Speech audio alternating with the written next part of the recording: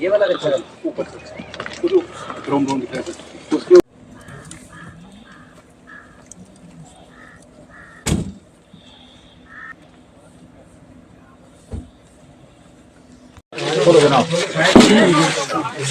तुम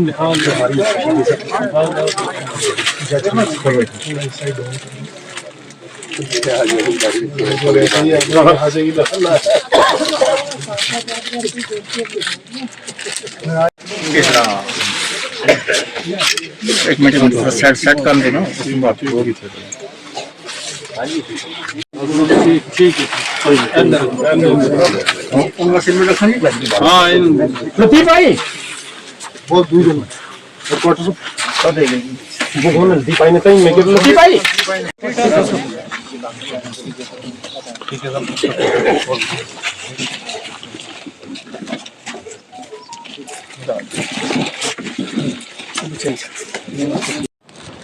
जैसे बच्चों का कुछ का एग्ज़ाम देने जाना है तो वो लेट हो जाते हैं, एग्ज़ाम मिस हो गया, कोई बीमार है, आपकी जो प्रॉब्लम है, जो परेशानियां हैं बिल्कुल जायज़ है। और अभी आप टीम में मैसेज करके पूछ रहा था कि जी ये फैंस शिफ्ट का प्रोग्राम है, उन्होंने बोला है। पहला तो उसने बोला है प्रोग्राम, ये नहीं है कि आपका नहीं होगा, ठीक है। वो कहता कि कुछ एक जगह फॉरेस्ट के इश्यूज़ हैं, फॉरेस्ट की क्लियरेंस लेनी होगी फैंस को शिफ्ट करने के लिए। इस फाइल में कोई नहीं है, हमारी फाइल में नहीं है। और लैंड के इशू है, लैंड कंपनसेशन का कोई मसला है, वो भी नहीं है, इधर नहीं है, नहीं होगा इधर मुल्क उसके बाद नहीं चलो अब हर चीज यहाँ पे नहीं है। चलो मैं आज अभी हम लीडर साहब के पास भी जाके आपका ये जो मसला है कि यहाँ पे अगर कोई इशू नहीं है, क्योंकि जहाँ जहाँ पे भी फैंस शिफ्ट करने की बात आई लोगों का हमें पूरा कोऑपरेशन मिला। और बड़ी जगह फिर ऐसा भी हो गया कि फैंस हम आगे ले गए। तो ये मैं आपको नौशेरा की बात बताऊंगा कि जी कहते हैं टैंकी मेरी उधर रहेगी, घर मेरा इधर रह गया, मेरी टैंकी यहाँ सर एक भी आवाज नहीं करेगा, लोग जो है ना जो काम करेंगे बस ठीक है। हमें मैं डीसी साहब से भी हम एसएसपी साहब से बात कर रहे थे कि आर्मी के जो अफसर हैं ब्रिगेडियर साहब, कल यहाँ पे और भी सीनियर अफसर आ रहे हैं, आपका जो हमने परेशानियाँ सुनी हैं उसको हल करने के लिए बिल्कुल जायज़ हैं, हम बिल्कुल आपके साथ हैं और कोशिश करेंगे। हम जो आप कह रहे हैं कि बाकी के गेट भी थोड़ा सा अगर हम चालू कर पाएँ ताकि लोगों की ज़िंदगी आसान हो जाएगी, ये भी हम डेफिनेटली आज जाके आर्मी के जो सीनियर अफसर हैं उनसे भी बात कर लेंगे। मजबूरी जैसे आप लोग समझते ही हैं कि एक बंदा गलती करता है तो कहीं ना कहीं अगर आप भी ऐसे नौकरी कर रहे हैं, मान लो आप ही हैं मेजर साहब की जगह, जैसे वो लड़का निकल गया या कोई ड्रग्स वगैरह में मुलविस हो जाता है, उसका पहले कोई रिकॉर्ड होता नहीं और एकदम से लगता है कि जी तो ड्रग्स लेके आ गया, ठीक है, तो आपके ऊपर सवाल ज़रूर उठेगा अगर आप पहरेदार हैं कि भाई ये कैसे हो गया या आपको कैसे नहीं पता चला। तो उनकी मजबूरी हो जाती है, लेकिन हमारी तरफ से जो आप कुछ एक गेट्स पे पुलिस को लगाना है, आर्मी के ज़रिए वो फैसिलिटेट करवाना है, वो ज़रूर हम करवाएंगे। इसमें हम आपके साथ हैं। बहुत परेशानियां हैं लोगों को नज़र आ रही हैं, फैंस शिफ्ट करवाने का हम कोशिश करेंगे कि अगर ये इश्यूज क्लियर हो जाएं तो अभी जो नया साल आएगा इसी साल में कहीं ना कहीं कुछ काम शुरू हो जाए, लेकिन ये होना ही होना है, ये पक्का है, इसमें आप शक नहीं रखिएगा। फैंस ने आगे जाना ही जाना है। बड़ा इसके बहुत ज़्यादा चर्चा हो रखी है, आप खुद ही बता रहे हैं इससे ड्रग्स का मसला भी हल हो जाएगा, बच्चों का जो वो वहाँ से आगे निकल गया वो वाले सब रुक जाएगा। तो ये वाली चीज़ें बिल्कुल की जाएंगी, हम आपके साथ हैं। दूसरा कुछ एक लोगों ने जैसे एम्बुलेंस की बात कही या प्राइमरी हेल्थ सेंटर की, ये हम डीसी साहब से ज़रूर एक बार मैटर इशू टेकअप कर लेंगे ताकि आपका ये वाला मसला भी हल हो जाए। परमिशन की जहाँ तक बात है कि जी आप कहते हो कि 3-3 4-4 दिन लग जाते हैं परमिशन में, उसको भी हम देखेंगे कैसे हम सिंपलीफाई करवा सकते हैं ताकि अगर किसी को कोई इमरजेंसी है तो जैसे अभी आपको मेरे ख्याल से डीसी ऑफिस में अप्लाई करके परमिशन लेनी पड़ रही है, फिर उसकी पुलिस वेरिफिकेशन होती है, फिर पुलिस देगी, ये लंबरदार चौकीदार देगा और फिर डीसी दफ्तर से आपको मिलेगी, तब तक मेला लुट जाता है। सर मैंने मांग के लाया 3 हफ्ते लगे।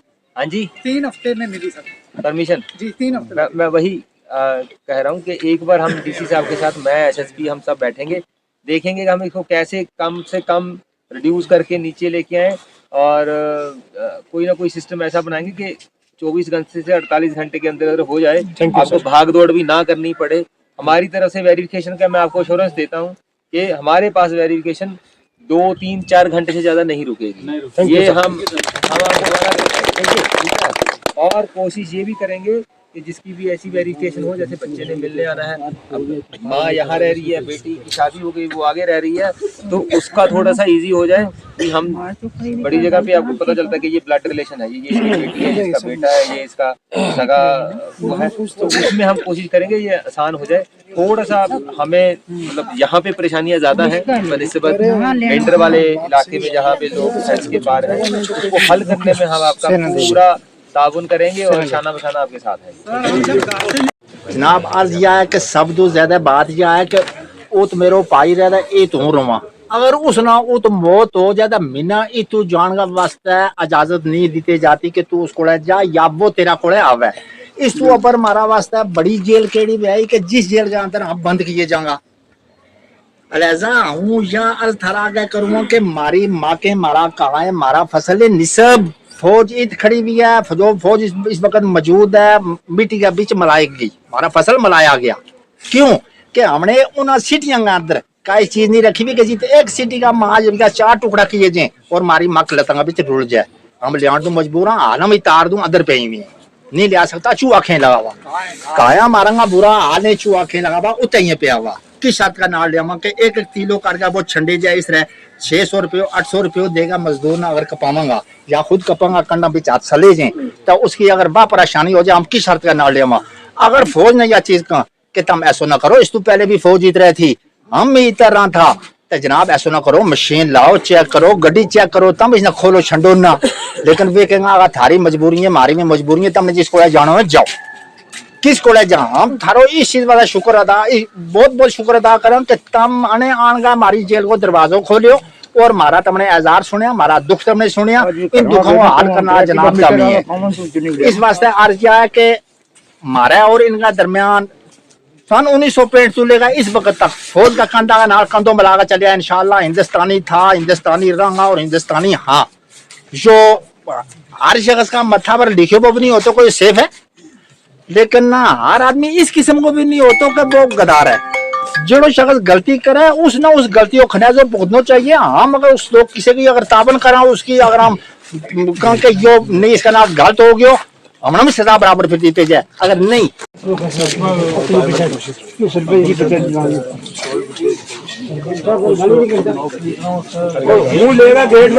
दो बार थले बैठता जो थले पीछे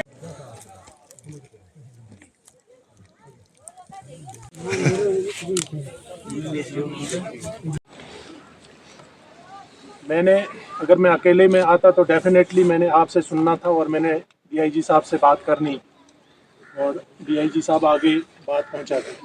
तो आज डीआईजी साहब यहाँ पर आए हैं, डीआईजी साहब से सुने और बेहतर तरीके से ये आगे बात पहुंचाने की कोशिश करेंगे। जहाँ तक पुलिस के रिलेटेड जितने भी इश्यूज़ हैं डेफिनेटली हम आज ही उनको देख लेंगे और आज ही हल करने की कोशिश करेंगे। बाहर जो पुलिस से बाहर है, मैं डीआईजी साहब से रिक्वेस्ट करूंगा कि वो गवर्नमेंट तक अप्रोप्रिएट लेवल के ज़रिए पहुंचाए जाएं। सच में यहाँ के लोगों की बहुत सारी तकलीफ़ें हैं, क्योंकि इन सब जो आपने बहुत सारे यहाँ पर आपके मसाइल हैं, मैं चाहता हूँ कि डीआईजी साहब ही उनका जवाब दें, मैं ना दूँ, क्योंकि डीआईजी साहब खुद आए हैं आपकी बात सुनने के लिए। तो मैं डीआईजी साहब से रिक्वेस्ट करता हूँ कि वो आप लोगों के सामने अपने तासुरात से भी हम एक बार रिक्वेस्ट करके कोशिश करेंगे इसको हम कैसे आसान कर लें। और आप लोगों को ये कोई सर्टिफिकेट देने की ज़रूरत नहीं है कि आप हिंदुस्तानी है या नहीं है, हमें भी पता है, आपको भी पता है, ना ये बोलने की ज़रूरत है ना ये कहने की, ठीक है। यहाँ बैठना ही बड़ा बड़ा कलेजा है, जब गोली चलती है, गोला चलता है तो चलता है, तो उसमें जो लोग बैठे हैं वो बिना शक के बिना उसके वो है। एक आप लोगों से ज़रूर गुजारिश है, बड़ी बार ये होता है कि हर चीज़ हमें नहीं पता चलती, लेकिन आपको अगर कोई बदमाशी करता है तो आस इलाके में आस पड़ोस में थोड़ा अंदाज़ा आ जाता है कि यार ये ठीक नहीं चल रहा है, ठीक है। ऐसा कुछ हो ठीक है, तो हमारी रिक्वेस्ट रहेगी वो ज़रूर आप हमारे कान में आके बोलें। किसी को बताने की ज़रूरत नहीं है कि जी, क्योंकि आपका फिर पड़ोस में रिलेशन ख़राब हो जाएगा। लेकिन वो ऐसा है कि उस एक बंदे की वजह से फिर से सारे इलाके को वो सख्ती और परेशानी आती है। तो अगर आपकी नज़र में कोई ऐसा मसला आए जहाँ पे आपको लगता है कि जी ये शख्स बदमाशी कर रहा है या ये गलत काम है, ये ड्रग्स में मुलविस है या ये कुछ ऐसा वैसा कर रहा है, तो वो आप चुपचाप आके एसएसपी साहब हैं, डीएसपी साहब हैं, अकेले में इनके आगे कान में बता जाए कि जरा उसको ज़रा देख लेना, ऐसा सुनने में आया है। तो बाकी काम हमारा है वेरीफाई करने का, ताकि उस ऐसे एक बंदे की शख्स की वजह से बाकी इलाका मुतासिर ना हो, बाकी लोगों को परेशानी का सबब ना बने। उसमें हमें आप लोगों की कोऑपरेशन चाहिए। बाकी आपकी जो मसाइल हैं इनको हम ऊपर जरूर पहुंचाएंगे। मैं जब तक 47 से आज तक यहाँ पे कोई वीडियो ऑफिस एक ऑफिसर यहाँ पे नहीं आया, और लेकिन डीआईजी लेवल के रैंक के यहाँ पे आप ऑफिसर आए, बहुत शुक्रिया। मैं शुरू करूँगा ऑपरेशन सिंदूर से। ऑपरेशन सिंदूर में जितना कोऑपरेशन हमारा आर्मी ने किया, और स्पेशली मेजर साहब खड़े हैं, हमारा इन्होंने ऐसे ध्यान रखा जैसे एक माँ अपने बच्चे का ध्यान रखती है। अगर शेयरिंग होती थी तो पूछते थे क्या आपके पास कोई सब ठीक है, क्या आपके पास खाना है, कोई बीमार है या किस लेवल का है। और इन्होंने भी हमारा बिल्कुल बराबर ध्यान रखा, ऑन बोर्ड रहे उस क्राइसिस के टाइम में। सबका और आर्मी का और पुलिस का बहुत बहुत शुक्रिया। इन सब ने लोगों ने अपनी अपनी जनरली बात करी है, लेकिन अपना अपना जो मेन मुद्दा है मैं वो रिपीट नहीं करूंगा, लेकिन उसका ड्रॉबैक्स में जरूर बताऊंगा।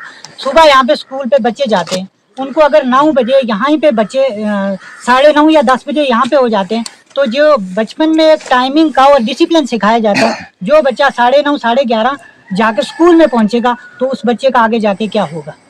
और यही सिस्टम यहाँ से लेबर वालों का है। लेबर वालों को काम नहीं मिलता। अगर यहाँ पे 10 से 11 बजे यहाँ से जाएंगे सिटी में, उनको कौन दिहाड़ी पे लगाएगा, और जिस टाइम वो वापस आएंगे 5 बजे उनका गेट। उसके बाद एक बात और, इमरजेंसी के टाइम में पिछले साल एक टाइम में रात को डिलीवरी का था, आधे रास्ते में उसका इतना जो लेंथी प्रोसेस है, फोन करो ऊपर से परमिशन आती है, उसी टाइम में उसकी डिलीवरी रास्ते में हो गई।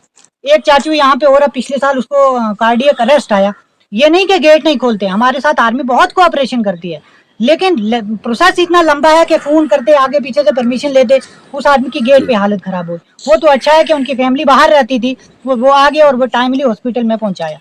तो आप ये छोटी छोटी चीजें। उसके बाद गेट अगर जल्दी बंद हो जाता है तो अगर फीमेल या किसी का छोटा बच्चा है, वो इधर ये रहेगी, गारों में रात रहते हैं, अगर वहां न रही किसी के घर जाते हैं, पहले कोई रहना नहीं देता, अगर रहते हैं तो रात उसकी सिक्योरिटी का क्या गारंटी है कि उस औरत के साथ गलत नहीं होगा। यहाँ पे अपॉर्चुनिस्ट इंसान की शक्ल में भेड़िए भी बहुत है, कोई चाहता है कि हमारी शक्ल में रहे। वुमेन सिक्योरिटी का बहुत ध्यान रखा जाए, और टाइमली अगर कोई ऐसा मैकेनिज्म बना जाए जिसकी वजह से अगर बीमार औरतें हैं, प्रेग्नेंट हैं, रात को उधर हो गए, तो उनकी सिक्योरिटी की वजह से उन्हें, ताकि वो रात किसी भेड़िए की या उसमें क्राइम में या ऐसे लोगों से दूर रहें। दूसरी, बेरोजगारी इतनी है कि यहाँ के बच्चे जो हैं वो क्राइम में जा रहे हैं, नशे की लत में पड़े हुए हैं। हार्डली आप आगे पीछे देख लो, मुश्किल से 5 आदमी या 10 मिलेंगे जो 10th तक पड़े हुए। एम्प्लॉयमेंट है ही नहीं। अगर हम इनको इक्वल अपॉर्चुनिटी देंगे, इक्वल मौका देंगे, तो ये लोग आगे बढ़ेंगे, आगे जाके कुछ करेंगे। अगर इसमें डूबे रहेंगे एक अंधेरे में, इनके पास एजुकेशन नहीं है, बेसिक हेल्थ फैसिलिटी नहीं है, कुछ और नहीं है, टाइम से स्कूल नहीं जा पाते, तो बड़े उससे कहना पड़ता है कि ये लोग आगे चल के देश के लिए क्या बनेंगे। हमारे बॉर्डर के ऊपर दुश्मन बैठा हुआ है, और यही लोग दुश्मन हमारे इन बच्चों को, इस आने वाली नस्ल को अपने अकॉर्डिंग यूज करेंगे, और ये नेशनल सिक्योरिटी के लिए खतरा है। तो आप ये छोटी छोटी चीजें हैं जिसका ध्यान रखें आप। आपका बहुत बहुत शुक्रिया। और भाई हमारी जमीनें आधी इस तरफ है, आधी उस तरफ। सबसे बड़ा इशू है सर फेंस अगर आगे चल पूरा किया जाए, हमें सिक्योरिटी प्रोवाइड की जाए, सहूलतें मैसर की जाए गेटों पे, कि हमें आने जाने में कोई दिक्कत ना हो। एक बात और सर, कि हमें अगर अपनी ज़मीन में आना है, अपनी खेती में आना है, हम दहशतगर्द तो नहीं है। एक की गलती की वजह से हम सब आवाम को सजा न दें।